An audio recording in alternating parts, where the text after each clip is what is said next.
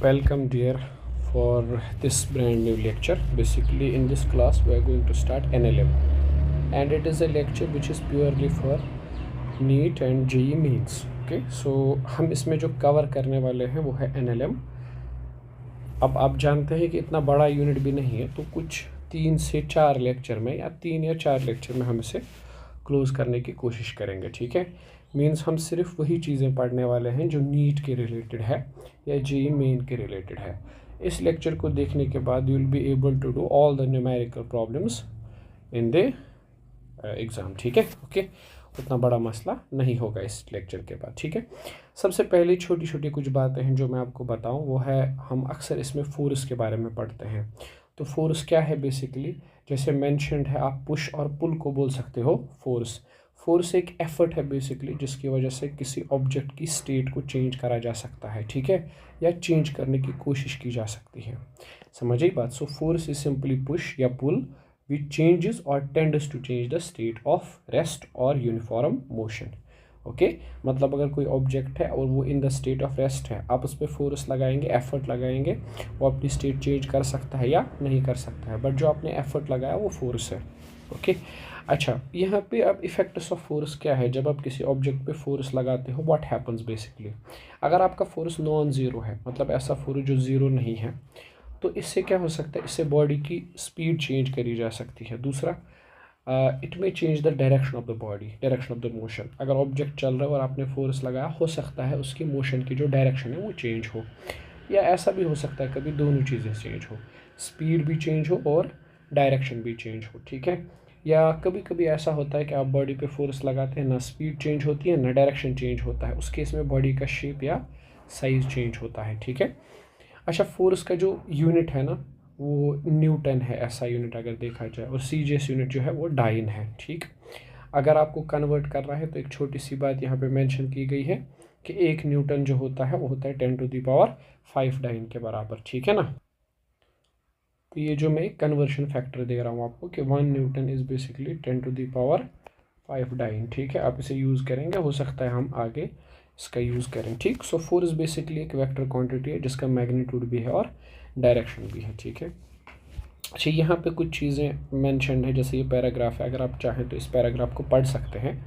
ठीक है, उतना वैसे खास नहीं है, मैंने बता दिया जो है वो मैंने बता दिया. ठीक है, अब मैंने कहा कि फोर्स पुश या पुल हो सकता है. पुश का मतलब क्या है? पुश का मतलब ये है कि it is simply the force that is responsible for an object to move from the state of rest. जब आप किसी चीज़ पे पुश लगाते हैं ना, तो अगर पुश एनफ है, फोर्स एनफ है, तो स्टेट ऑफ रेस्ट से ऑब्जेक्ट मूव कर सकता है. ठीक है, यहाँ पे जैसे इस आदमी को देखो, इस पर्सन को देखो, इस लड़की को, इसने क्या किया, ये बॉक्स रुका हुआ था. ठीक है, अगर उसने ऐसे फोर्स लगाया तो इसे पुश कहा जाएगा. ठीक, जैसे आप ट्रॉली को पुश करते हैं ना, या कार जो होती है जब ख़राब हो जाती है तो उसे पीछे से धक्का दिया जाता है, तो वो पुश है. ठीक है ना, ओके. सो जैसे आप टेबल को पुश करते हैं एक जगह से दूसरी जगह पे लेके जाने के लिए. ठीक, ओके, ठीक है, इस तरह से पुल है. जैसे ये आदमी जो है ना, ये बच्चा जो है, इस कार्ड को ऐसे फोर्स लगा रहा है, खींच रहा है. ठीक, जैसे आप कर्टन को ड्रैग करते हैं या फिर बॉक्स को ड्रैग करते हैं, या कभी कभी डोर जो होता है उस पर लिखा होता है पुल, आप उसे खींचते हैं. ठीक है, तो पुश का मतलब होता है धक्का देना और पुल का मतलब होता है खींचना. ठीक है, बहुत बेसिक बातें चल रही हैं अभी. ठीक, अब यहाँ पे देखो एक चीज़ और, न्यूटन के जो है ना वो 3 लॉज हैं, आपको पता है, फर्स्ट लॉ, सेकंड लॉ और थर्ड लॉ. ठीक, अब मैं ये एज्यूम कर रहा हूँ कि आपने एनएलएम एक बार ही पढ़ा हुआ है और ये बातें आपको पता होनी चाहिए, थोड़ी बेसिक सी बातें, इसलिए जल्दी जल्दी चल रहे हैं. न्यूटन्स फर्स्ट लॉ क्या कहता है कि अगर ऑब्जेक्ट रेस्ट पर है तो वो कंटिन्यूसली रेस्ट पर ही रहेगा. ठीक है, और अगर कांस्टेंट वेलोसिटी से मूव कर रहा है तो कंटिन्यूसली कांस्टेंट वेलोसिटी से ही मूव करेगा जब तक उस पर फोर्स नहीं लगता. ठीक है, सपोज़ आपके पास एक चेयर है, वो रखी हुई है, वो रेस्ट पर है, तो बेटा वो तब तक रेस्ट पर रहेगी जब तक उस पर फोर्स नहीं लगता. ठीक, सपोज़ एक फ़ुटबॉल पे किक मारा गया, अब वो फुटबॉल जो है वो 10 मीटर पर सेकंड की स्पीड से चल रही है. ठीक, तो इसके पास 10 मीटर पर सेकंड ही स्पीड रहेगी जब तक कि बाहर से कोई फोर्स नहीं लगता. ठीक है ना, जैसे मान लो आपके पास एक फ्लोर है और ये ऐसा फ्लोर है जिसमें फ्रिक्शन नहीं है, फ्रिक्शन ज़ीरो है, आपने बॉल को इस पर किक मारी तो ये बॉल अब चलती जाएगी. सपोज़ इसके पास आई स्पीड 10 मीटर पर सेकंड, तो अगर आप मान रहे हैं फ्रिक्शन भी नहीं है, एयर ड्रैग भी नहीं है, कोई फोर्स नहीं लग रहा है एक्सटर्नली, तो फिर ये कंटिन्यूसली इसी स्पीड से चलता रहेगा। मतलब कहानी ये है कि अगर आपको ऑब्जेक्ट की स्टेट को चेंज करना है तो आपको उस पर फोर्स लगाना पड़ेगा, ठीक। An object does not change it state until and unless it's not compelled by some external force, या आप बोल सकते हो some external agent, okay. Then there comes something which is known as inertia, okay. Inertia से आप तो वाकिफ़ हो, inertia का मतलब क्या है आप जानते हो शायद इस बात को, ठीक। ये एक प्रॉपर्टी है जिसकी वजह से क्या होता है, by virtue of which object oppose करता है किसी भी चेंज को, है ना। जैसे मैं एक शॉर्टकट में बताऊं, मान लो कोई ऑब्जेक्ट है और जो रुका हुआ है, रेस्ट पर है, जैसे यहाँ कोई ऑब्जेक्ट है वो रेस्ट पर है। अब ये खुद से मोशन में तो नहीं आएगा, क्यों नहीं आएगा मोशन में, क्योंकि इसके पास एक प्रॉपर्टी है और उस प्रॉपर्टी को बोलते हैं इनर्शिया, जिसकी वजह से ये ऑब्जेक्ट अपनी स्टेट को मेंटेन कर सकता है। मतलब ये अपनी स्टेट को मेंटेन करने का मतलब ये है कि ये रेस्ट पे है ना अभी, तो ये कंटिन्यूसली रेस्ट में ही रहेगा, ठीक है। ये प्रॉपर्टी, ये एबिलिटी जो है इसके पास अपनी स्टेट को मेंटेन करने की, उसे कहा जाता है इनर्शिया, ठीक है। तो inertia is simply a property. Inertia एक तरह का रेजिस्टेंस आप मान सकते हो, ठीक है। जब आपने फोर्स लगाया तो ये अपनी स्टेट को चेंज नहीं करना चाहता है, ठीक है, इसकी मर्जी है। तो ये जो प्रॉपर्टी ना जिसकी वजह से ये अपनी स्टेट को मेंटेन कर सकता है, उसे इनर्शिया बोलते हैं। या कभी कभी ऐसे भी डिफाइन करते हैं, इनर्शिया का मतलब होता है कि inability of object to not to change the state. Inability of object, ये ऑब्जेक्ट की वो इनएबिलिटी है जिसकी वजह से ये चेंज नहीं कर सकता स्टेट, है ना। अब किसी के पास कम इनर्शिया होता है, किसी के पास ज़्यादा। इनर्शिया यहाँ पे मेजर करा जा सकता है मास से, ठीक है। आप देख लो जिस चीज़ का मास ज़्यादा है ना उसका इनर्शिया भी ज़्यादा ही होता है, ठीक, ओके। जैसे अगर मैं मानो एक ऑब्जेक्ट है जिसका मास है 10 kg, दूसरा ऑब्जेक्ट है जिसका मास है 50 kg, तो दोनों पे आप फोर्स लगाओ, ज़्यादा मुश्किल किसको है मोशन में लाना, इस 50 kg को, ठीक है। तो इसका मतलब इसके पास इनर्शिया ज़्यादा है, ठीक है ना, सीधी सी बात है। तो अगर आपको इनर्शिया देखना है तो क्वांटिटेटिवली आप या न्यूमेरिकली आप उसका बॉडी का जो मास है वो देख लो। मास ज़्यादा होगा तो इनर्शिया ज़्यादा होगा, larger the inertia body more will be the mass, ठीक है। अब 3 तरह का इनर्शिया होता है, inertia of rest, inertia of motion और inertia of direction. Inertia of rest मतलब ऑब्जेक्ट अपनी स्टेट ऑफ रेस्ट को चेंज नहीं कर सकता, ये जो इनएबिलिटी है इसे बोलेंगे इनर्शिया ऑफ रेस्ट।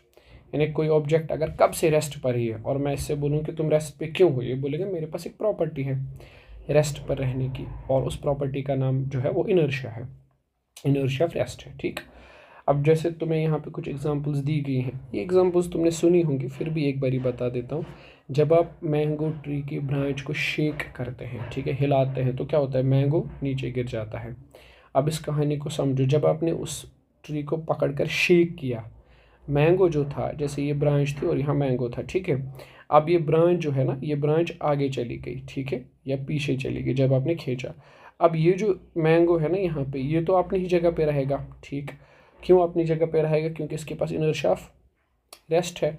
तो जब ये आगे चला जाएगा यहाँ पे कांटेक्ट टूट जाएगा, ठीक है, और ये उस वजह से ये मैंगो डायरेक्टली नीचे गिरेगा, है ना।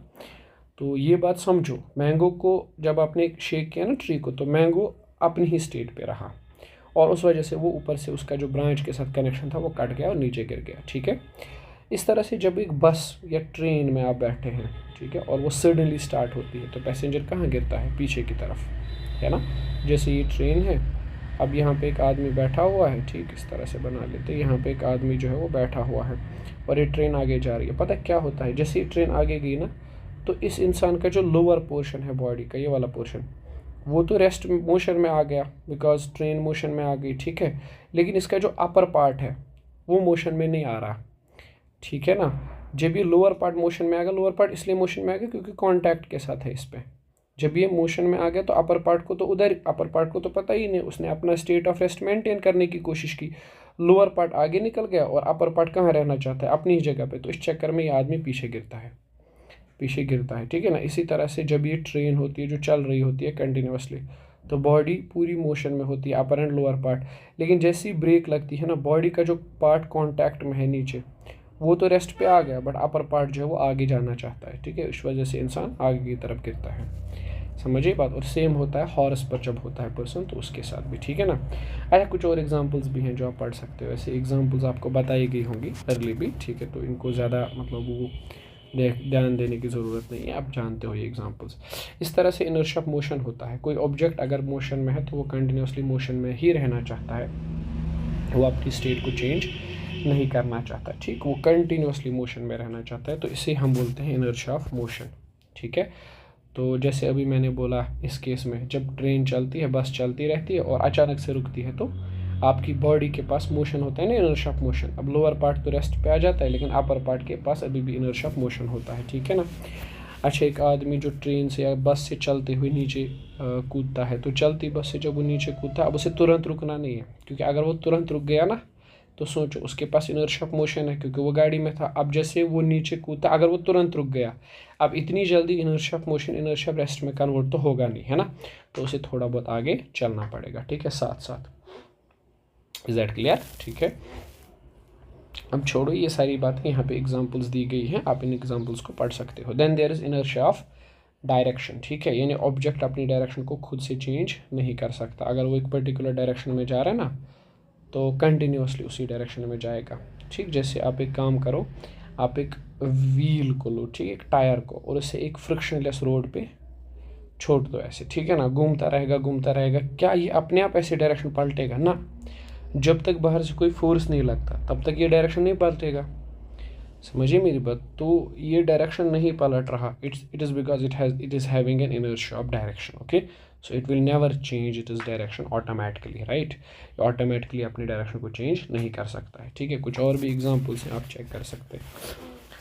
नो, अब ये तो थियोरेटिकल बातें हो गई ना, अब आते हैं एनएलएम पे असली, यहाँ से शुरू करेंगे, है ना। लीनियर मोमेंटम देख लो, सबसे पहली टर्म जो है वो है linear momentum. What is linear momentum? शाबाश, it is simply the amount of motion. कोई ऑब्जेक्ट अगर चल रहा है ना, तो उसके पास किस तरह का कितना मोशन है, quantity of motion, that's known as linear momentum, ठीक है। अब यहाँ पे एक बात समझो, लीनियर मोमेंटम को हम मेजर कैसे करते हैं? Linear momentum is always equal to mass into velocity, ठीक है। m is simply the mass of body, ठीक है, बॉडी का जो भी मास है, और v is simply the velocity of the body, body की जो वेलोसिटी है वो देखनी है, ठीक है।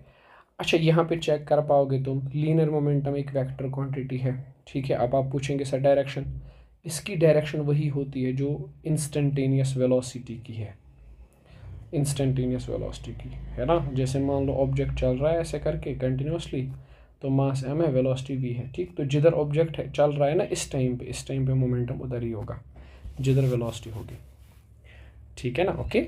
सो इस इक्वेशन से आपको एक बात तो पता चल रही है कि momentum is directly proportional two objects mass and directly proportional two objects velocity. तो मोमेंटम दो चीज़ों पे डिपेंड कर रहा है, मास और वेलोसिटी पे, ठीक है कि नहीं, है ना, ठीक। तो एक चीज़ याद रखेंगे, ये वेक्टर क्वांटिटी है, और जिधर वेलोसिटी वेक्टर होता है ना, उधर ही मोमेंटम भी होता है। तो मोमेंटम की फॉर्मूला मैंने लिखी m इंटू वी, तो इसका जो यूनिट आएगा मास का आएगा kg, ठीक है, और इसका आएगा मीटर पर सेकंड, ठीक है, तो kg मीटर पर सेकंड, है ना। इसके डायमेंशंस भी मैंने यहाँ पे दे रखे हैं, ओके। अच्छा बेटा, एक चीज़ मैं बता दूँ, फिर से रिपीट कर दूँ आपके लिए, मैं ये लेक्चर उन लोगों के लिए कह रहा हूँ जिन लोगों ने ऑलरेडी एनएलएम एक बार पढ़ा हुआ है, ठीक है। अब वो बस एक रिविजन चाह रहे हैं और कुछ, ओके, मतलब 11th पास आउट स्टूडेंट्स के लिए, ठीक है।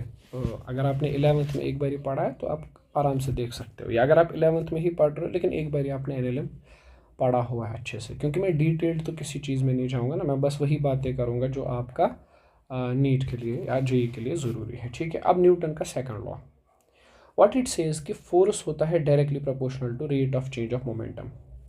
मतलब अगर आपने कोई ऑब्जेक्ट है, सोचो इसका मास m है और वेलोसिटी इसकी u है ना, तो इसका जो मोमेंटम है अभी कितना है, m इंटू यू, सही बात है ना, ठीक है, मोमेंटम है m इंटू यू। अब यहाँ पे एक फोर्स लगा और इस फोर्स की वजह से इसका मोमेंटम चेंज हुआ, अब इसकी वेलोसिटी बन गई v, तो फाइनल मोमेंटम कितना बना इसका, m इंटू वी, ओके। तो मोमेंटम का जो चेंज है वो कितना हुआ, मोमेंटम का चेंज वो हुआ sir final momentum minus initial momentum, है ना, p final minus p initial. अब न्यूटन ने कहा कि जो फोर्स होता है that is always directly proportional to momentum कितना चेंज हुआ और कितने टाइम में हुआ। यानी rate of change of momentum, momentum जिस रेट पे चेंज हो रहा है उतना ही फोर्स लग रहा है। ठीक है, सोचो ना, मतलब कहानी ये है कि अगर मोमेंटम ज़्यादा चेंज हुआ, ठीक है, इन पर्टिकुलर टाइम डेल्टा टी, तो मैं बोल दूंगा कि हाँ मोमेंटम ज़्यादा चेंज हो रहा है ना, हाँ तो फोर्स ज़्यादा लगा है। अगर मोमेंटम कम चेंज हुआ है, हाँ भाई साहब फोर्स कम लगा है। ठीक है, तो momentum is simply what, momentum का चेंज है, rate of change of momentum that gives force. इसको आप ऐसे भी लिख सकते हो, यहाँ कोई कांस्टेंट वांस्टेंट इन्वॉल्व नहीं होता, तो D P by D T लिख सकते हो। सही है ना, ये बात समझ लो अपनी जगह पे। ठीक, अच्छा एक बात बताओ, जैसे मैं f को लिख रहा हूँ D by D T of P, सही है, इसको मैं ऐसे नहीं लिख सकता, D by D T of P को मैं लिख सकता हूँ m इंटू वी, सही है, तो यहाँ पे f को लिख सकता हूँ मैं, m आ जाएगा बाहर, D V by D T product rule लगा रहा हूँ, प्लस v आ जाएगा बाहर, D M by D T. तो f को मैं लिख सकता हूँ m, D M by D T is a plus v into D M by D T. D M by D T का मतलब क्या है, मास कितना चेंज हो रहा है पर यूनिट टाइम। अब आप बोलेंगे सर मास कैसे चेंज होता है, बेटा कई सारी चीज़ें हैं, कई सारे केसेस हैं जिनमें मास चेंज होता है। ठीक है, जैसे मान लो अगर आपके पास एक बैलून है, उस बैलून को जैसे आपने छोड़ दिया, हवा भरी और छोड़ दिया उसके बाद, ठीक है, अब उसमें से हवा अगर लीक हो रही है, तो सोच लो ना अपनी जगह पे, इसका मास तो कम हो रहा है। अब कितना मास कम हो रहा है per unit time, that is D M by D T. या एक रॉकेट ले लो, उस रॉकेट को आप ऊपर छोड़ दो, तो क्या हो जाएगा, उसमें से फ्यूल जल रहा है ना, तो मतलब पर यूनिट टाइम तो उसका मास कम हो रहा है। तो आप उस केस में बोलेंगे sir rate of change of mass यानी D M by D T, force होगा बराबर mass into acceleration plus V D M by D T in that case. Okay, ठीक है। अच्छा, अगर कोई ऐसा केस है जिसमें मास कांस्टेंट है, मतलब आप यू में आर्ग्यू कि सर देयर में बी सम केस जहाँ पे मास कांस्टेंट है। अगर बेटा मास कांस्टेंट है तो टेंशन वाली बात है ही नहीं, फोर्स होगा बराबर m इंटू ए। ठीक है, मास अगर कांस्टेंट है तो D M by D T वाली टर्म तो ज़ीरो बन जाएगी। सही है, तो जो ही आप f इजिकल एम ए बोलते हो ना, ये तब वैलिड होता है जब मास कांस्टेंट हो। ठीक है, मास चेंज ना हो रहा हो। अगर मास चेंज हो रहा होता है तो फिर हम बोलते हैं ये वाली फार्मूला है, f is equal M into A plus V D M by D T. M I clear? बिल्कुल सही। अच्छा, अगर मोमेंटम वर्सेस टाइम का ग्राफ खींचोगे, मोमेंटम और टाइम का ग्राफ, और इसका स्लोप निकालोगे किसी जगह पे, तो वो क्या आएगा, D P by D T. ठीक है, यानी वो इस केस में टेन थीटा आ जाएगा, D P by D T he force होता है। तो मोमेंटम टाइम ग्राफ का जो स्लोप होता है वो हमें फोर्स बताता है। Am I clear? ठीक है, ऑब्वियसली, ठीक है ना, समझ आ रही बात आपको, सिंपल सी बात है, ये आपने ऑलरेडी सुन रखा होगा। ठीक, then there comes something which is very relevant and it is known as conservation of linear momentum। ठीक है ना, अब कंजर्वेशन ऑफ लीनियर मोमेंटम क्या है, न्यूटन का सेकंड लॉ कहता है कि फोर्स जो होता है वो होता है D P by D T के बराबर। ऐसे फोर्स जो होता है वो होता है D P by D T के बराबर। ठीक है, अगर फोर्स एक्सटर्नल ज़ीरो है, मान लो कोई ऑब्जेक्ट है जिसपे एक्सटर्नल फोर्स क्या लग रहा है, ज़ीरो। ठीक, तो ज़ीरो को लिख सकता हूँ मैं D P by D T. तो यहाँ पे क्या आ जाएगा, D P is basically zero times D T, यानी डी पी को मैं लिख सकता हूँ बेसिकली ज़ीरो। ठीक है, अगर मैं इसे इंटीग्रेट कर दूँ दोनों साइड पे, तो integration of D P that is P, यह आएगा zero plus some constant, integration है ना, तो पी आ जाएगा कांस्टेंट। यानी अगर किसी ऑब्जेक्ट पर एक्सटर्नल फोर्स ज़ीरो है तो उसका जो मोमेंटम है that is always constant, that is always constant. ठीक है ना, अगर कोई ऑब्जेक्ट है, ऐसे समझो कोई ऑब्जेक्ट है, कोई सिस्टम है जिसमें फोर्स नहीं लग रहा, तो उसका मोमेंटम जो है that's always constant, momentum will remain constant, momentum will remain same. ठीक है, अच्छा एक चीज़ है, जैसे दो ऑब्जेक्ट जहाँ पे होते हैं ना, टू पार्टिकल सिस्टम जहाँ पे होता है, कोई ऐसा सिस्टम है जिसमें सिर्फ दो पार्टिकल्स इन्वॉल्व हो रहे हैं, तो उसके लिए मैं तुम्हें एक शॉर्टकट बता दूँ, याद रखना, change in momentum for the first particle plus change in momentum for the second particle is always zero। ठीक है, ये बात तुम याद रखोगे। मैं बताऊं, जैसे मान लो एक ऑब्जेक्ट है, उसका मास है m1, वेलोसिटी u1, मास m2, वेलोसिटी u2। अब कोलिजन हुआ और कोलिजन के बाद इसका मास m1 है, वेलोसिटी v1, और इसका मास m2 है, वेलोसिटी v2 है। देखो यहाँ पे मैंने क्या कहा, पहले पार्टिकल का जो मोमेंटम चेंज हुआ प्लस दूसरे पार्टिकल का जो मोमेंटम चेंज हुआ वो किसके बराबर होगा, ज़ीरो। ज़रा पहले का मोमेंटम चेंज बोलो, m1 u1 minus m1 v1। सही है, फाइनल माइनस इनिशियल लिख दो, कोई फ़र्क नहीं पड़ता। m1 v1 माइनस m1u1, ठीक है, प्लस इस तरह से m2v2 माइनस m2u2 ये आएगा 0 के बराबर। समझ आ रही है ना बात? बस सिंपल सा लॉजिक, ठीक। दो ऑब्जेक्ट्स जिनका two particle system, not three, sorry, two particle system में ऐसा होता है, change in momentum of the first particle plus change in momentum of the second particle is basically equal to 0, ठीक है। आप इसको बोल सकते हो कि यही है सर आपका जो है न्यूटन्स कंजर्वेशन ऑफ मोमेंटम बोल, ठीक है ना, ओके, ठीक। जैसे यहाँ मेंशनड भी है delta P1 plus delta P2 is equal to 0, ठीक है ना, ओके। थर्ड लॉ सुना होगा थर्ड लॉ। और थर्ड लॉ कहता है कि to every action there is equal and opposite reaction, ठीक है ना। एक्शन और रिएक्शन की बात हो रही है, ठीक। जैसे मान लो दो पार्टिकल्स हैं, एक है ये, अगर इस सेकंड वाले पार्टिकल ने इस पे फोर्स इधर लगाया, this is the force on the first particle because of second, तो क्या होगा, सेकंड वाला पार्टिकल भी फोर्स लगाएगा इधर की तरफ, ठीक है ना। और ये जो दोनों फोर्सेस लग रहे हैं ना, F12 और F21, ये दोनों फोर्सेस बराबर होंगे, ठीक है। मतलब जितना फोर्स पहले ने दूसरे को खींचने के लिए लगाया, उतना ही फोर्स दूसरे ने पहले को खींचने के लिए लगाया होगा, ठीक। जैसा कि यहाँ पे लिखा गया है कि F12 और F21 दोनों मैग्नीट्यूड में बराबर होंगे, डायरेक्शन में ऑपोजिट होंगे, ठीक है। तो अगर हम एक को कह रहे हैं ना एक्शन, तो दूसरे को हमें कहना पड़ेगा रिएक्शन। समझ रहे हैं ना बात को, ठीक। जैसे एक एग्जांपल दे देता हूँ मैं, रुक जाइए थोड़ा सा, एक एग्जांपल लेके आते हैं इसमें, बेटा, ठीक है, ओके। चलिए एक एग्जांपल दे देता हूँ मैं आपको। जैसे मान लो आपके पास एक ऑब्जेक्ट है, इसका मास है m1, ठीक है। यहाँ पे दूसरा ऑब्जेक्ट है, इसका मास है m2। अब यहाँ पे डिस्टेंस आप मान लीजिए इनके बीच का r है, ठीक। अब यहाँ पे ये जो फोर्स है ना, this is the force on first object because of second, तो ये जो फोर्स होगा ना फर्स्ट ऑब्जेक्ट का दूसरे पे, वो होगा बराबर g m1 m2 upon r², ठीक है।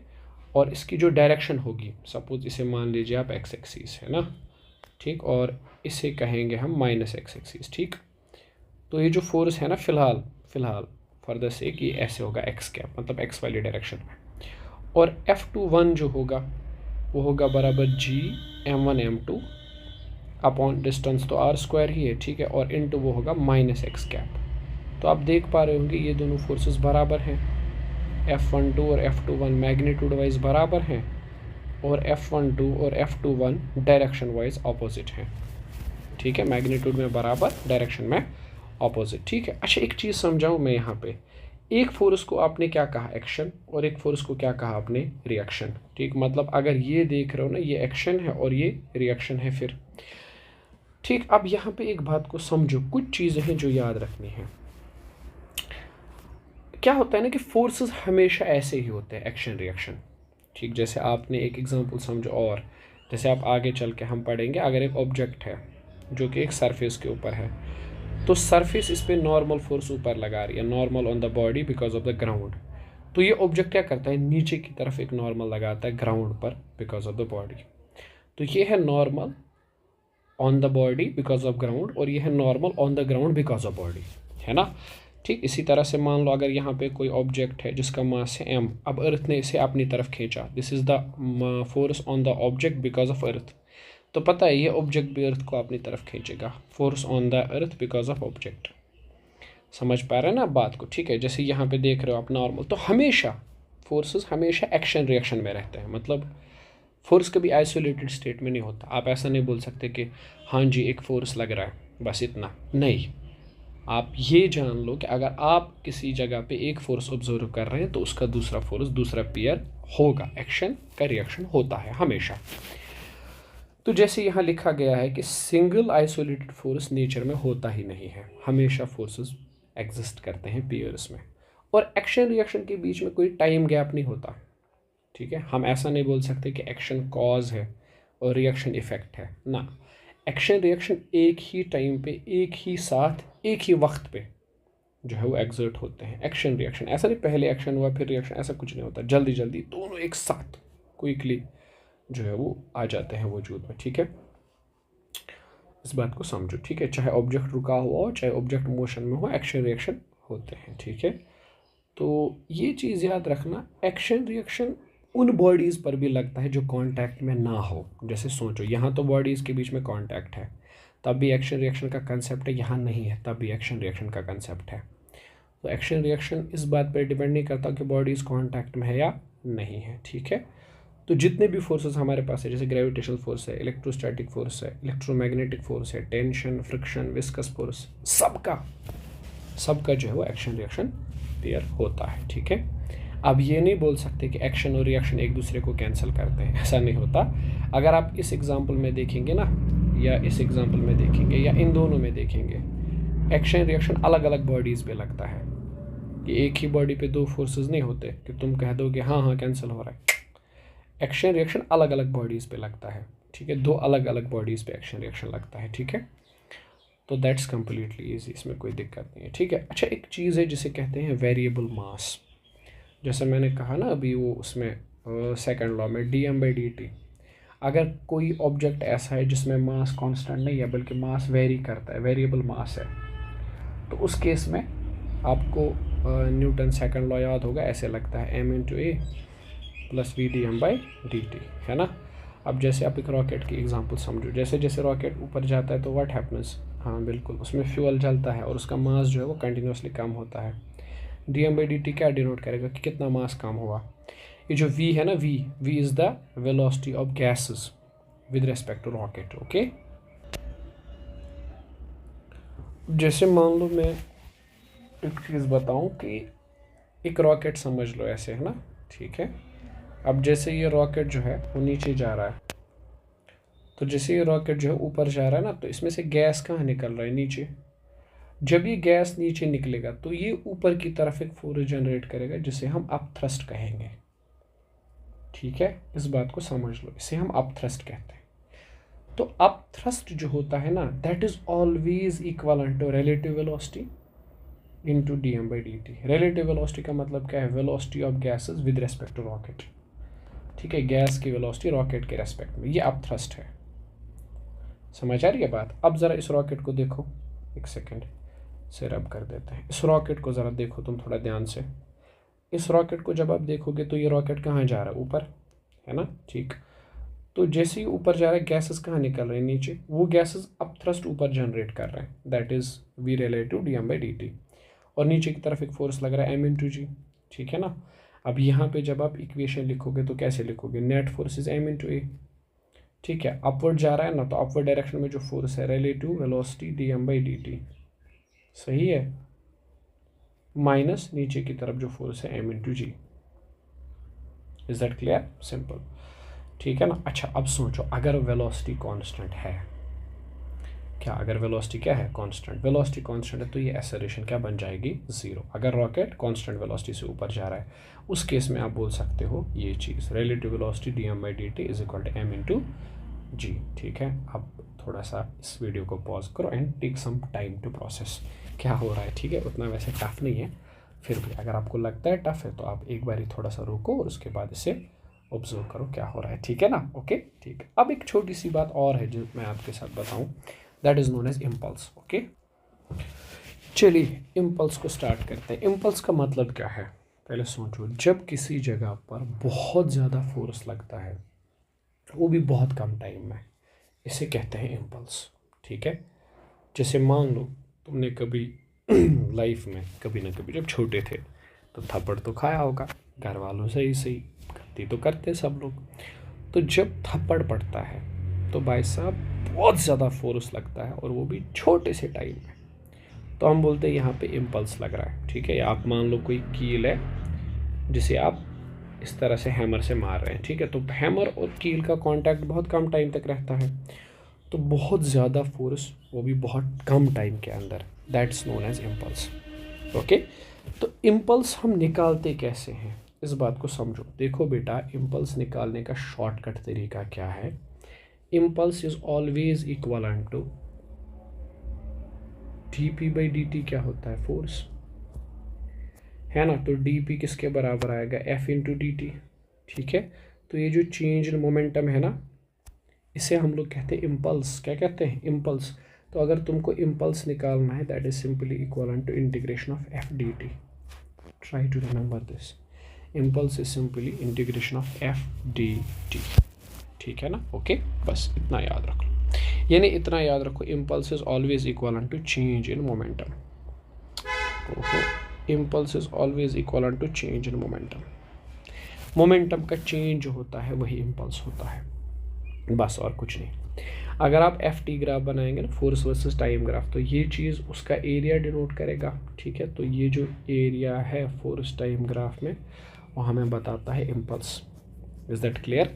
बस इतना याद रख लो। यहाँ कुछ एग्जांपल्स लिखी हैं, if you wish you can just read them out. ठीक है, तो बेटा अब सारी इक्वेशंस जमा कर लो जो अभी तक हमने पढ़ी है। ठीक है, इसमें हम क्वेश्चन शुरू करने जा रहे हैं जो आपकी मेन पार्ट है। ठीक है, हाँ तो लीजिए बेटा, क्वेश्चन नंबर 1 आपके पास है।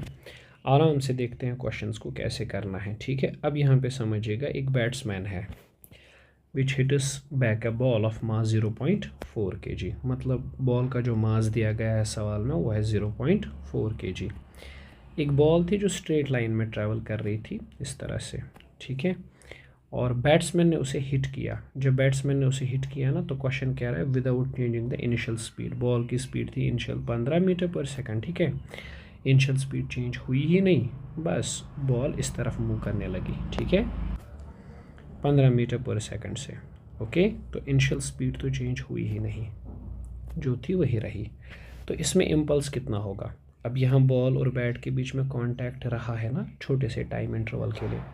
मुझे बताओ व्हाट इज़ इनिशियल मोमेंटम, जल्दी जल्दी बोलो। इनिशियल मोमेंटम इज़ मास, यानी 0.4। चलो ऐसे लिखते हैं, initial momentum is mass into velocity. Okay, ठीक, वी से लिख लेते हैं। ठीक है, और अगर आप देखोगे ना, तो ये इधर की तरफ जा रही थी। Suppose I am writing it as, चलो सीधा लिखते हैं, ज़रूरत नहीं है वेक्टर बनाने की।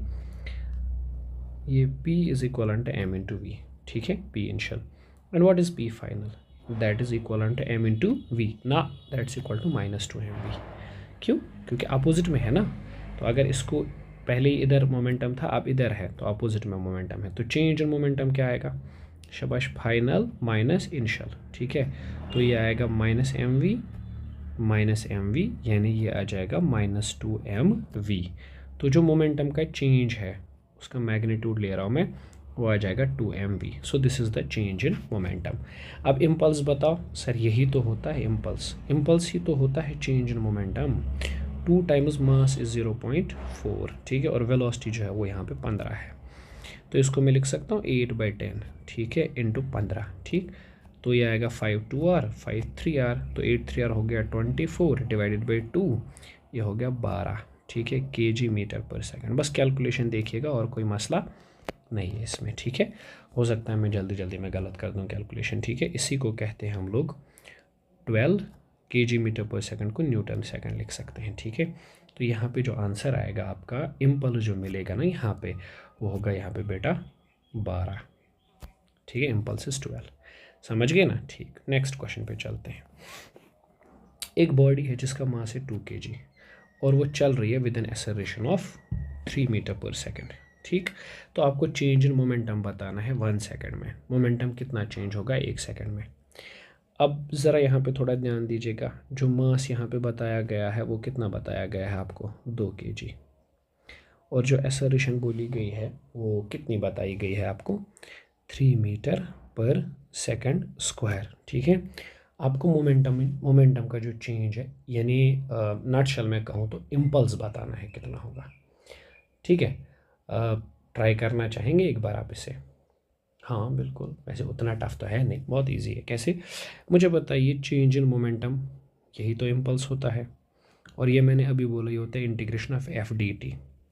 ठीक है, अगर आप फोर्स को कांस्टेंट मान रहे हैं तो बाहर आ जाएगा, और ये आ जाएगा इंटीग्रेशन ऑफ डी टी, यानी एफ डी टी यानी डेल्टा टी। ओके, तो impulse is equal to F को लिख सकते हैं ना, मास इंटू एक्सेलरेशन, और साथ में डेल्टा टी। सही बात है। तो मुझे बताइए इम्पल्स को कैसे लिख सकते हैं? मास इज 2, ठीक है, और एक्सेलरेशन इज 3, और टाइम दिया गया यहाँ पे 1 सेकंड की बात हुई है, तो ये आएगा 6 kg मीटर पर सेकंड।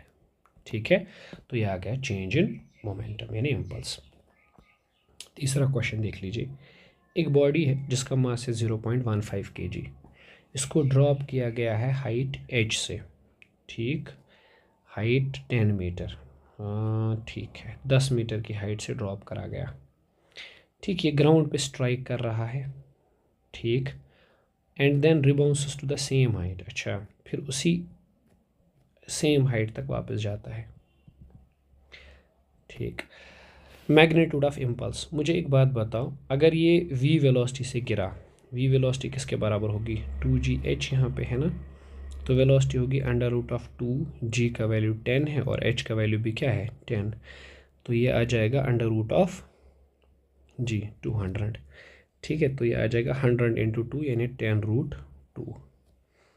चलिए अब ये सेम हाइट तक वापस गया है ना, ठीक है, अगर ये सेम हाइट तक वापस गया है, कोल्यूशन इज इलास्टिक, इलास्टिक का मतलब है नो लॉस ऑफ एनर्जी, यहाँ एनर्जी का लॉस नहीं हुआ है, ठीक है, तो अगर एनर्जी का लॉस हुआ नहीं है तो ये सेम वेलोसिटी से वापस जंप किया होगा, ठीक है, तो चेंज इन मोमेंटम क्या आएगा, आपने अभी देखा जब ये आया तो मोमेंटम वाज mv, ठीक है, माइनस जब ये वापस गया तो मोमेंटम फिर से m इंटू वी, तो इस केस में 2mv चेंज इन मोमेंटम। भाई अभी याद रख लो, जब ऑब्जेक्ट सेम वेलोसिटी से सिर्फ रिबाउंस करे, ठीक है, तो 2mv is the momentum change, ठीक है ठीक, तो यही इम्पल्स है।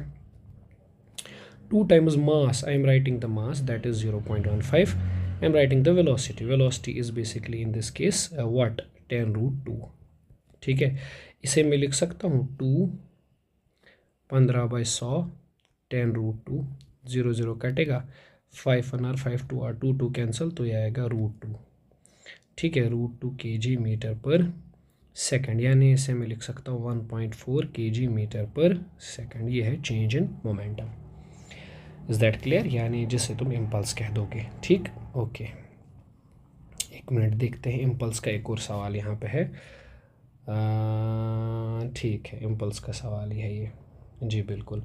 एक बुलेट है जिसका मास है 20 ग्राम, ठीक, बड़ा ही सिंपल सवाल, 20 इंटू 10⁻³ kg, और उसकी जो वेलोसिटी है वो है 200 मीटर पर सेकंड, ठीक, और ये एक टारगेट के साथ टकराता है और ये 1/50th सेकंड में रेस्ट पे आ जाता है, 1/50th सेकंड, इम्पल्स कितना होगा, देखो यार इम्पल्स की तो फॉर्मूला आपने को पता है, final momentum minus final momentum क्या है 0, क्योंकि रुका हुआ है ना, माइनस इनिशियल मोमेंटम क्या दिया है यहाँ पे, मास इंटू वेलोसिटी है ना, अगर हम सिर्फ मॉड्यूलस देख रहे हैं तो वो आएगा m इंटू वी, सही है, मास की वैल्यू जो दी गई है 20 इंटू 10⁻³ वेलोसिटी जो दी गई है वो 200 है, ठीक है, तो यहाँ पे मैं लिख सकता हूँ 2 इंटू 10⁻², इसे भी लिख सकता हूँ 2 × 10⁻², तो ये आ जाएगा 4 nano seconds, sorry Newton second, not nano, obviously not Newton seconds. तो ये जो है ना, ये बेसिकली आपको यहाँ पे बता रहा है चेंज इन मोमेंटम, ठीक है। अच्छा एक चीज़ बताओ, अब फोर्स किसके बराबर होगा, एवरेज फोर्स तुम जानते हो, that is change in momentum पर unit time, change in momentum यहाँ पे 4 है और पर यूनिट टाइम यहाँ पे 1/50, तो ये आ जाएगा ना 200 न्यूटन, ठीक है, इज़ दैट क्लियर, ठीक, ठीक है ठीक है ठीक है। एक और क्वेश्चन था शायद,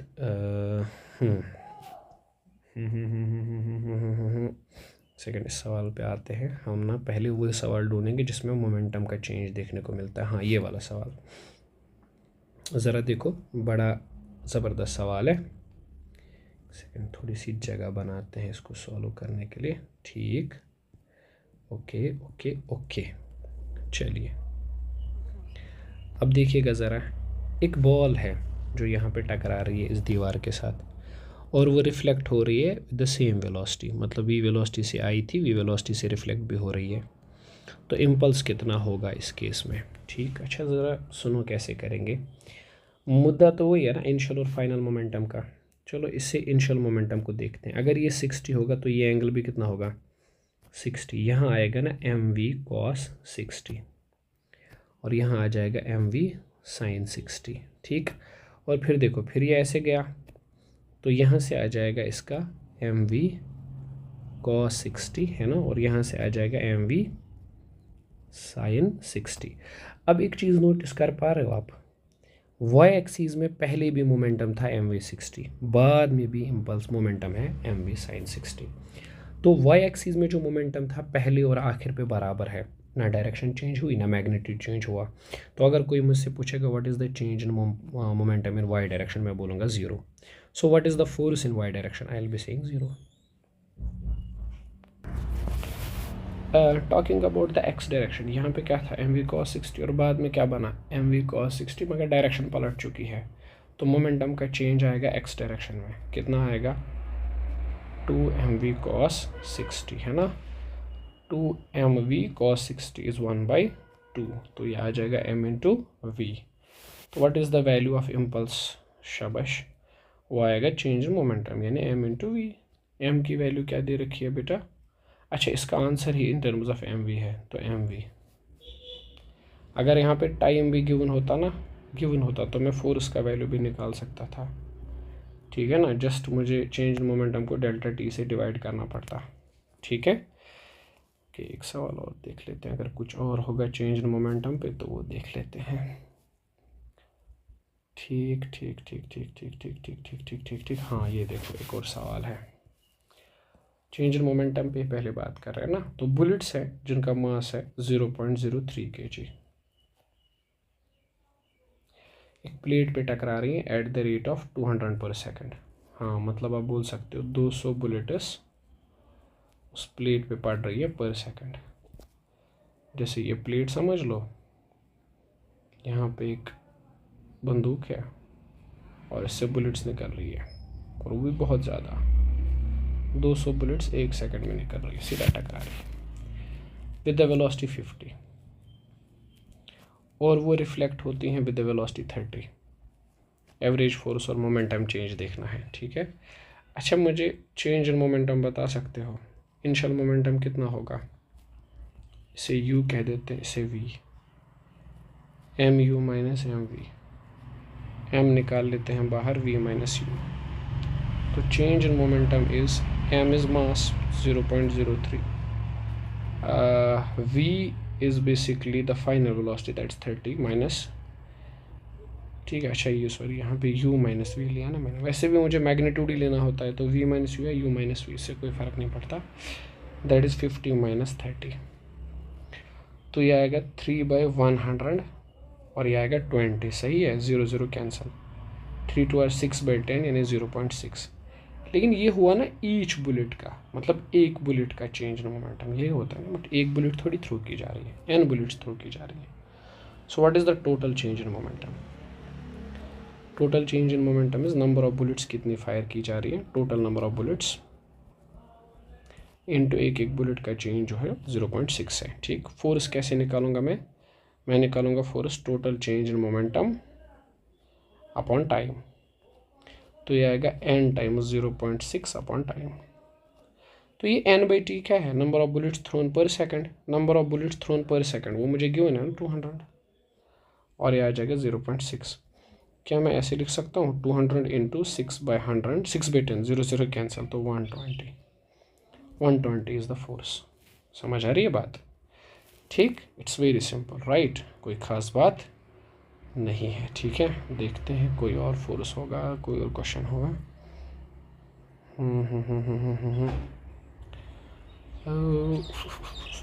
नहीं फ़िलहाल तो बस इतने सवाल हैं इसमें से। अच्छा ठीक है, यहाँ पे देखो दो बॉडीज़ हैं जिनका, मैं तेज़ तो नहीं चल रहा, आई होप नॉट है, दो बॉडीज़ हैं जिनका मास रेशो गिवन है, यानी m1/m2, वो गिवन है 2:3, m1/m2 दैट इज़ गिवन 2:3। और ये दोनों बॉडीज़ जो है ना मोशन अंडर ग्रेविटी कर रही है, मतलब विद द ग्रेविटेशन फोर्स नीचे आ रही है। ये नीचे आएगा तो यहाँ टकराएगा, ये नीचे आएगा तो यहाँ टकराएगा, ठीक है। From the heights which are in ratio, मतलब अगर ये हाइट h1 से गिर रही है h2 से, तो h1/h2 9/16 के रेशो में है। तो लीनियर मोमेंटम कितना होगा रेशो में, इसका p1 मान लो, इसका p2, p1 किसके बराबर होगा, m into v1, m1v1, m1 is mass, v1 velocity है, तो इसे मैं लिखूंगा 2gh1, P2 इज़ m2v2 है ना, तो m2 और जिस वेलोसिटी से टकराएगा दैट इज़ h2, तो P1/P2 का सीधा वैल्यू आ जाएगा m1/m2 h1/h2 का रेशो। m1/m2 तो यहाँ पे क्लियर है 2/3, √h1/h2 इज़ 9/16, तो P1/P2 को लिख सकता हूँ मैं 2/3 आएगा 3/4, 3 कैंसिल तो 1/2, यानी रेशो आ जाएगा 1:2 का। ठीक है, ओके। कुछ है, ये क्या है ज़रा चेक करते हैं। एक मशीन गन है जिसका मास है 10 kg। ओके, मतलब there is a machine gun जिसका मास है 10 kg, ठीक, स्मॉल है मान लेते हैं, और इसमें से बुलेट्स निकल रही है जिनका मास है 30 ग्राम, मतलब 30 × 10⁻³ kg, ठीक है ना। और उन बुलेट्स की जो स्पीड है वो है 400 मीटर पर सेकंड, और यहाँ निकल रही है 6 bullets per second. Force required to keep the gun. अच्छा ठीक है, देखो कंसेप्ट क्या है। जैसे ही बुलेट्स आगे जाएंगे ना, तो ये कहाँ मोमेंटम जनरेट करेंगे आगे, मोमेंटम ऑफ बुलेट्स। सोचो शुरू में जो मोमेंटम था ना वो ज़ीरो था, सिस्टम का मोमेंटम शुरू में ज़ीरो था। सर आप कैसे बता सकते हो? क्योंकि शुरू में बुलेट भी रेस्ट पर थी, गन भी रेस्ट पे था, तो इनिशियल मोमेंटम ज़ीरो था। अब यहाँ एक्सटर्नल फोर्स लग नहीं रहा, बाद में भी मोमेंटम क्या होना चाहिए, सही बोल रहे हो, ज़ीरो होना चाहिए। तो बुलेट जब निकलते हैं मोमेंटम इधर जनरेट करती हैं, तो गन जो है वो उसका मोमेंटम इधर होगा। तो जो भी इंसान इसको पकड़ के चला रहा है उस पर फोर्स लगेगा किधर वाली डायरेक्शन में, इधर वाली डायरेक्शन में। So it becomes hard for that person to hold it. तो कितना फोर्स लगाना पड़ेगा उसको, इनको एक ही जगह पे जो है वो बोल सकते हो रखने के लिए, ठीक है ना। तो वो चेक करें। इसको सोल्व कैसे करा जाए, देखो इसी सिस्टम को ऐसे समझो। मैं अगर मोमेंटम कंजर्वेशन निकालूं तो टू बॉडी सिस्टम है ना, एक है बुलेट और एक है गन, ठीक है। तो मैं ऐसे लिख सकता हूँ change in momentum for the first one plus change in momentum for the second one is basically 0। तो पहले में मोमेंटम चेंज कितना हुआ, गन ले लेते हैं पहला, तो this is mass of the gun into velocity of the gun minus initially कितना था 0, plus this is mass of the bullet finally into velocity of bullet minus initially क्या था 0। ये ऐसा करते हैं, रुको मैं लेंथ ही नहीं लगाते हैं, सिंपल लगाते हैं। देखो शुरू में जो मोमेंटम था वो 0 था, अब फाइनली भी मोमेंटम 0 करना है, तो मतलब ये मोमेंटम और ये मोमेंटम बराबर होना चाहिए। Momentum of gun must be equal to momentum of bullets, ठीक है, क्योंकि अगर अपोजिट में होंगे तभी तो मोमेंटम 0 होगा।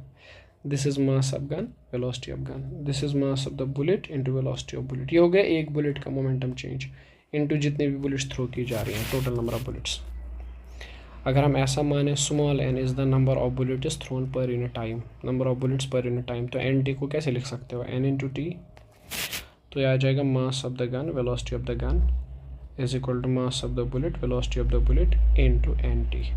सही है, हाँ। तो मास ऑफ द गन कितना है 10, वेलोसिटी ऑफ द गन नहीं पता, mass of the bullet 30 into 10⁻³ velocity of the bullet 400, N कितने बुलेट्स थ्रो कर रहे हैं पर सेकंड 6 इंटू टी, तो यह आ जाएगा 10 times V G, that is 3 4 12 into 10⁻³ कैंसर इंटू 6 इंटू टी, तो velocity of gun is 7.2 T. ना फोर्स जो लग रहा होगा, फोर्स जो चाहिए होगा इसको रोकने के लिए, that is change in momentum with respect to time. Final momentum is सीधा equal to mass of the gun into velocity of the gun minus initially उसका 0 है गन का, ठीक है, डिवाइड बाई डेल्टा टी यानी टी। तो final momentum देखेंगे तो that comes out to be कितना है 10 इंटू 7.2 टी, वेलोसिटी है ना, वेलोसिटी ऑफ द गन, ठीक, डिवाइडेड बाई टी, टी और टी कैंसिल, तो यहाँ पे फोर्स आएगा 72 न्यूटन, ठीक है, क्लियर। नेक्स्ट क्वेश्चन पे चलते हैं इसमें, है ना। तो ये सवाल समझ आ गया होगा आपको कैसे किया मैंने, ठीक। नेक्स्ट क्वेश्चन कहाँ गया, where is it, okay let's move, ठीक है। ये जो किया है ये भी रॉकेट वाली प्रॉब्लम है, ये रॉकेट वाली प्रॉब्लम, चलो करते हैं यही रॉकेट वाली प्रॉब्लम से करते हैं। किधर गया, हाँ यहाँ पे। अच्छा यहाँ पे ज़रा समझो इस बात को, क्या कह रहा है। ये कह रहा है the rate of mass of the gas emitted from the rear of the rocket is this. यानी जब एक रॉकेट चलता है ना ऊपर की तरफ, ऐसे करके देखो, तो उसमें से गैस ऐसे निकलती है, ठीक है। तो अब वो जो गैस निकलने की रेट है dm/dt, वो है 0.1 kg/s, rate of change of मास। अगर यहाँ पे रिलेटिव स्पीड दी गई है हमें 50 मीटर/सेकंड, ठीक है, और मास ऑफ द रॉकेट दिया गया है 2 kg, छोटा सा दिवाली वाला रॉकेट है। Acceleration of the rocket is, acceleration कितनी होगी रॉकेट की। अब ये कौन सा वाला केस है, इफ़ यू रिमेंबर, ये दूसरा वाला केस है। यहाँ पे मैं दिखा देता हूँ आपको, कहाँ गया, ये दूसरा वाला केस है, किधर गया, हाँ ये वाला, जब रॉकेट कांस्टेंट वेलोसिटी से मूव करे, ठीक है। तो अगर हम इस केस में सॉल्व करेंगे इसे, what we will get as m into a is सीधा v रिलेटिव dm/dt, है ना। तो अगर हम a देखेंगे, that is v relative upon mass, okay बेटा, dm/dt, okay. Acceleration is v relative is given 50, mass of the rocket is given 2, dm/dt अगर देखेंगे तो 0.1 है, तो आएगा 50/2 इंटू ये आ जाएगा 1/10, 0 0 कैंसल, तो आपका आंसर आना चाहिए 2.5, ठीक है ना, ओके। नेक्स्ट सवाल यहाँ पे, हाँ, एक दी वाली रॉकेट है जिसका मास जो है वो है यहाँ पे दिया गया है, ना ना ना नहीं दिया गया है। दी वाली रॉकेट इज इजेक्टिंग 0.5, यानी यहाँ पे dm/dt गिवन है हमें। एक दी वाली रॉकेट है जिसमें से इतना kg का मास निकल रहा है पर सेकंड, ठीक, और उसकी जो रिलेटिव वेलोसिटी है वो है बेसिकली 400। द एक्सेलरेटिंग फोर्स, अच्छा फोर्स कितना है, accelerating force means up thrust. यहाँ पे अप थ्रस्ट क्या होता है, v रिलेटिव dm/dt, सही बात है। v रिलेटिव इज 0.05 एंड ना 400, 0.05 मीन्स 5/100, 0 0 कैंसल, तो 20 न्यूटन इज़ द फोर्स जो यहाँ पे एक्ट हो रहा है, ठीक है ना। अच्छा नेक्स्ट सवाल पे चलते हैं, ज़रा इस सवाल को थोड़ा ध्यान से पढ़ना, थोड़ा डिटेल्ड पढ़ लो, उतना मसला नहीं है इस सवाल में, बट फिर भी कह रहा है 500 kg का रॉकेट है, 5000 kg का रॉकेट, ये रहा ना असली रॉकेट, अभी तक दिवाली वाले रॉकेट थे। 5000 kg का रॉकेट, और इसकी जो रिलेटिव स्पीड है, एग्जॉस्ट स्पीड, वो है हमारे पास 800 मीटर/सेकंड। अच्छा इस रॉकेट की एक्सेलरेशन गिवन है हमें 20 मीटर/सेकंड²। तो इसमें से कितना गैस निकलेगा dm/dt। अब वो केस नहीं है कि एक्सेलरेशन कांस्टेंट है, तो वो वाला केस नहीं है यहाँ पे, ये पहला वाला केस है। इफ यू रिमेंबर, एक रॉकेट है, सॉरी एक रॉकेट है जो ऐसे गैस एमिट कर रहा है, तो इस पर अप थ्रस्ट लग रहा है ऊपर की तरफ, mg नीचे है, और चूंकि ऊपर जा रहा है तो एक्सेलरेशन ऊपर है, तो मैं ऐसे लिख सकता हूँ m into a is up thrust minus mg। तो मैं लिख सकता हूँ m a plus g that is equal to up thrust. मुझे बताइएगा अप थ्रस्ट को मैं ऐसे लिख सकता हूँ, ऐसे ही लिख सकते हैं, up thrust is, up thrust को लिखने का तरीका क्या है, v रिलेटिव dm/dt, है ना। तो आ जाएगा m a प्लस g। चलिए निपटाते हैं फिर। v रिलेटिव कितना है अपने पास, v relative is given to us that is 800, dm/dt हमें पता नहीं है, that is equal to mass of the rocket that is 5000। Acceleration is basically in this case 20, g is basically 10, है ना, 10 ले लेते हैं, ठीक है। तो यहाँ पे आ जाएगा 800 dm/dt, दिस इज 30, 3 5 और 15 इंटू यहाँ पे 1 0 और यहाँ पे 4, तो 4 0 आ जाएंगे ये, ठीक है।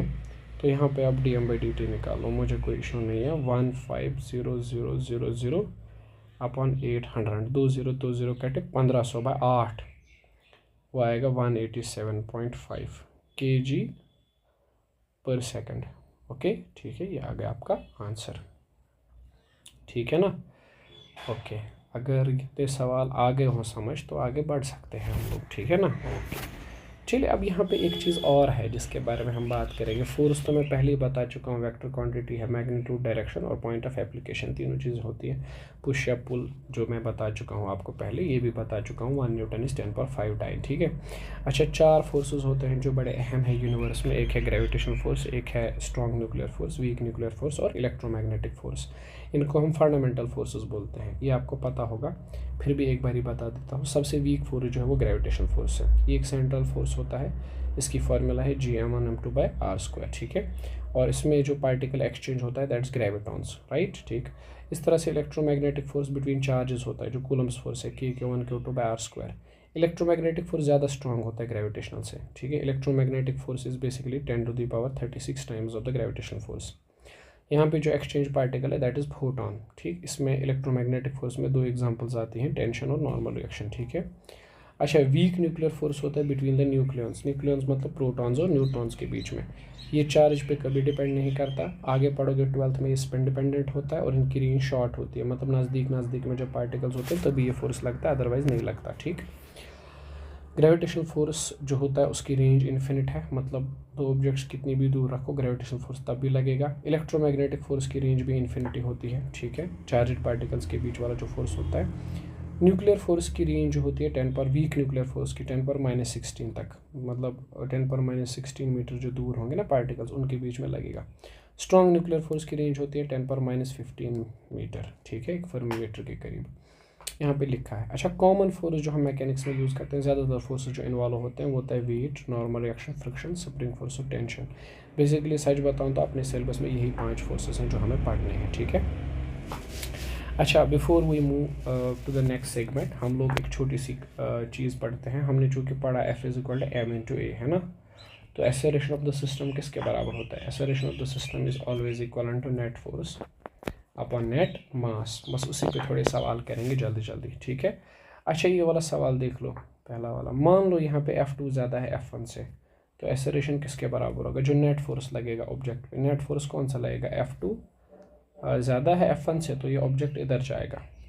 तो एक्सेलरेशन ऐसे लिखा करो, F2 - F1 अपॉन मास, सही है। अरे शॉर्टकट बोलो मैं तुम्हें, ठीक है, चलो बता देता हूँ। एक ऑब्जेक्ट है, अगर ये इधर चल रहा है तो ये ड्राइविंग फोर्स है, मतलब एक फोर्स उससे उधर की तरफ लग रहा है जो इसे ड्राइव कर रहा है, जो उधर लेके जाना चाहता है ना। और मान लो यहाँ एक फोर्स है जो इसे रोकने की कोशिश कर रहा है, जो मोशन का अपोजिट करता है, तो रेजिस्टिव फोर्स। तो एक्सेलरेशन जो आता है वो ऑलवेज आता है ड्राइविंग फोर्स जो चलाना चाहता है माइनस रेजिस्टिंग जो फोर्स रोकना चाहता है, डिवाइडेड बाय नेट मास, सही है। यहाँ देखो, अगर यहाँ की तरफ लगेगा F cos थीटा, तो यहाँ की तरफ क्या लगेगा? F sin theta. फ्रिक्शन तो है ही नहीं, तो ये वाला फोर्स जो है फ्रिक्शन का वो क्या है? 0। ज़रा बताओ कौन सा फोर्स है वो जो चलाना चाहता है ऑब्जेक्ट को? ये आगे जाएगा ना, तो ये फोर्स है जो ड्राइव कर रहा है ऑब्जेक्ट को, जो आगे लेके जाना चाहता है, F cos थीटा।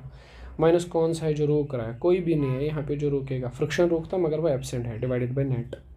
तो इसका जो आंसर आएगा वो आएगा F cos theta upon m, okay. अच्छा, यहाँ देखो 20 को ज़रा सेपरेट करो, 20 cos 37, ठीक है। यहाँ से आएगा 20 sin 37। 20 cos 37 क्या आएगा? 20 × 4/5 यानी 16। और यहाँ देखो 10 न्यूटन, यहाँ आएगा 10 cos 53 और यहाँ आएगा 10 sin 53। सही जा रहा हूँ मैं? 10 cos 53 3/5। 3/5 का मतलब होता है 5 1 और 5 2 और 6। तो इस ऑब्जेक्ट पर एक फोर्स इधर लग रहा है 16 न्यूटन, एक फोर्स इधर लग रहा है, उधर ही लग रहा है एक 6 न्यूटन, ठीक है। और ये आगे भी जा रहा है, तो ये दोनों फोर्सेस मिलकर चलाने की कोशिश कर रहे हैं, तो ये दोनों ड्राइविंग हो गए। अपोजिट रेजिस्टिंग तो कोई भी नहीं है, कोई भी रेजिस्ट नहीं कर रहा, 0 डिवाइडेड बाय मास। मास कितना है? 5, हो गया 21/5, ठीक है। कैलकुलेशन देखते रहना और कोई मसला नहीं आएगा, ठीक है। ज़रा इसमें देखो, जब भी फोर्स इधर लगेगा दोनों आगे जाएंगे। एक्सेलरेशन कौन सा फोर्स है जो ड्राइव कर रहा है? F डिवाइडेड बाय रेजिस्ट कर रहा है कोई ना, total mass is m1 m2, ठीक है। इसमें देखना, चलो मान लो F2 ज़्यादा है F1 से। F2 अगर ज़्यादा है तो सिस्टम इधर जाएगा, तो कौन सा फोर्स है जो ड्राइव कर रहा है? ये, ठीक है। कौन सा फोर्स है जो अपोज कर रहा है? ये वाला। जब भी सिस्टम आगे की तरफ जाएगा ना, तो ये पूरी कोशिश करेगा रोकने की, तो ये रेजिस्टिंग है, divided by net mass m1 + m2 + m3। यहाँ देखना, यहाँ ये फोर्स क्या आएगा, F cos 30 यानी √3/2F। सिस्टम इधर जाएगा ना, तो कौन सा फोर्स है जो आगे लेके जाने की कोशिश कर रहा है, ये तीनों टाइड हैं, मतलब बंधे हुए हैं एक दूसरे, चिपके हुए हैं। तो कौन सा फोर्स है जो आगे लेके जाने की कोशिश करेगा, √3/2F माइनस कोई फोर्स जो अपोज करेगा ना, divided by total mass m1 + m2 + m3। बकवास सवाल, ठीक है। यहाँ देखो, इस सवाल को थोड़ा ज़रा ध्यान से देखना। एक ऑब्जेक्ट है जिस पे इतने सारे फोर्सेस लग रहे हैं। दरअसल कह रहा है कि 3 बॉयज़ हैं, एक बॉय का मास है 45 kg, ठीक है। वो अप्लाई कर रहे हैं फोर्स इस ब्लॉक पर जिसका मास है 20 kg। तो आप निकालिए एक्सेलरेशन, ब्लॉक की एक्सेलरेशन। इधर बताओ, इधर एक फोर्स लगेगा 90 cos 37। 90 cos 37 is 4/5। 5 1 r 5 1 r 4 जाएंगे ना उधर, 5 8 r 40, 8 4 r हो गया 32, 3 4 1 r 4 7, ठीक है। अगर मैं सही हूँ तो ठीक। यहाँ आएगा 90 sin 37, मतलब 90 × 3/5।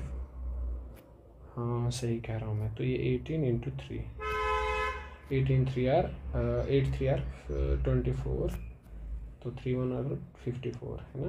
बस कैलकुलेशन देखते रहना और कोई मसला नहीं है। 54। अच्छा ये फोर्स देखो यहाँ पे, एक मिनट है, मैं इसे स्प्लिट करने के लिए इधर लेके आता हूँ, ठीक है।